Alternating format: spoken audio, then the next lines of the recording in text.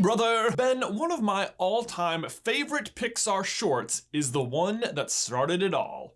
Geri's Game. If you're not familiar with it, it is the very first Pixar short to debut in theaters and played ahead of A Bug's Life. And it tells the story of an old man who plays a very menacing game of chess with himself. An arrangement that would otherwise seem to guarantee he is the victor, and yet somehow Geri still needs to cheat in order to win. But I don't know, whatever, Geri. It's your Sunday morning. You do you, man. Enjoy yourself. Geri's Game was significant because it represented a large step forward for Pixar in terms of animating humans. It won an Oscar, and it set a precedent for having a short to come out with each feature-length Pixar film. And just one movie later, Geri himself makes a cameo appearance in Toy Story 2 when he arrives to fix Woody and get him museum ready. Personally, I love this cameo. The chess pieces in his repair kit are the first Pixar Easter egg I, as a little kid, ever spotted. But that would be the last we saw of Geri for a very long time, until now, when his fate has been revealed. Toy Story 4 is full of Easter eggs, and if you want to see a video of all of them, you can just click the card. But in that video, we pointed out what we thought at the time was a Geri Easter egg right here behind the counter. Heck, you can even see his chessboard in another part of the shop.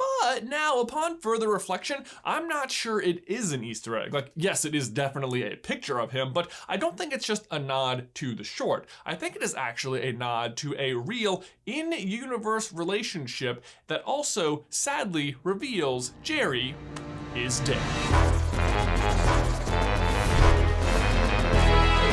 Hey, brother!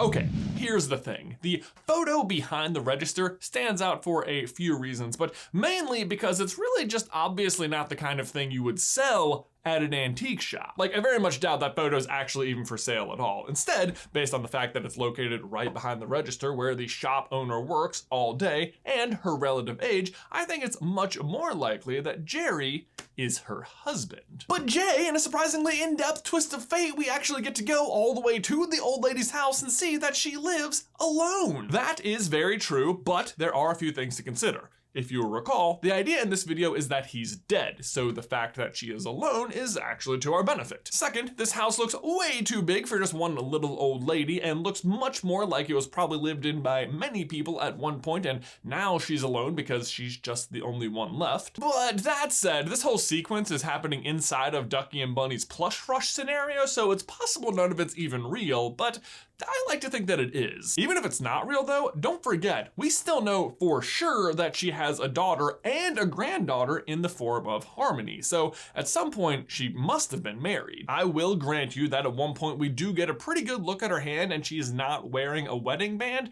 but whether or not a widow continues to wear her wedding ring after her husband has died is really up to her. It's also true that just because she was married doesn't necessarily mean that she was married to Geri, but there's actually quite a bit of supporting evidence that it was him, besides just the photo behind the register, which is already pretty compelling if you ask me. For one, his occupation was as an antique toy repairman, which is wildly specific, and he is very good at it. You can't rush art. Even from the first time he shows up in Toy Story 2, it surprised me that this occupation even existed, and he's so well prepared. He's got spare buttons, eyes, arms, shoes, this crazy unfolding paint machine. Like, wow, how do you even get all of this stuff to begin with? The answer is by your actual job being working at an antique shop that accepts lots of old and damaged toys that you need to then repair before you can resell them. Even the location of the store helps our case. We know that Andy lives close enough to Al's toy barn that the toys are capable of walking there. And we know that Bonnie lives near Andy and that Bonnie's parents can only have been driving the RV for at most one day. So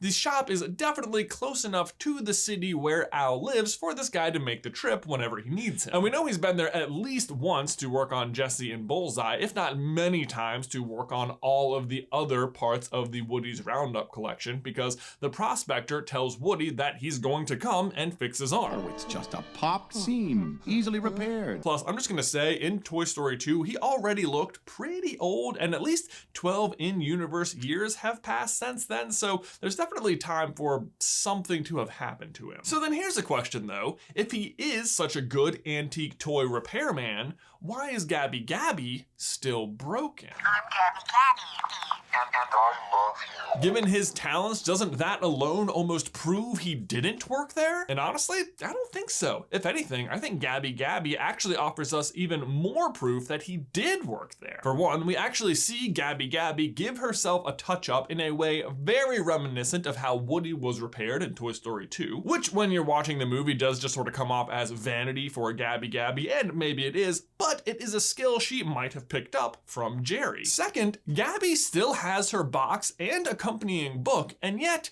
is out of her box. Well, gives. Now, don't get me wrong, I know we've seen other toys get out of their boxes before, but you'd think if she was still in the antique shop and the store owners wanted to sell her, they would keep her in the box because it would keep her in better condition so they could sell her. At the very least, Jessie tells Woody that the prospector is still mint in the box, never been opened. He's mint in the box, never been opened. And yes, I know the prospector can get out of his box, but Jessie believes he has never gotten out of his box, which means that Geri would have also come and decided that it was better to leave him in the box than to get him out and fix him up. Plus, Gabby Gabby must have arrived at the store in her box because she has never had a kid at all. Duke had a kid for all of like 3 minutes before he got forgotten, but he still remembers the experience vividly. Gabby has nothing like that. So what I think happened is she arrived at the store in her box, but the owners removed her from the box so they could try and repair her. And I'm also imagining that the box had a feature like this. Partner, my name's Sheriff Woody. So they could tell she was broken. Sadly, however, they were unable to repair her. Certainly, Geri must have known how to, but could never find a suitable voice box to replace the one inside. He touched her up as best he could, but in the end, without the voice box, she never sold. And I think we know that Geri knew how to fix her because Gabby Gabby knows exactly what's wrong with her and has no issue just pulling out her voice box, disassembling it, and explaining it to Woody. My record works just fine. It's the voice box that's broken. And minor tangent, I don't know about you, but for me, it seemed awfully convenient that Woody had the exact kind of voice box that she needed. So we did some digging and discovered that Gabby Gabby is actually based on a real life toy called Chatty Cathy. Chatty Cathy was produced by Mattel and is a phrase you should not Google because, oh my God, so creepy.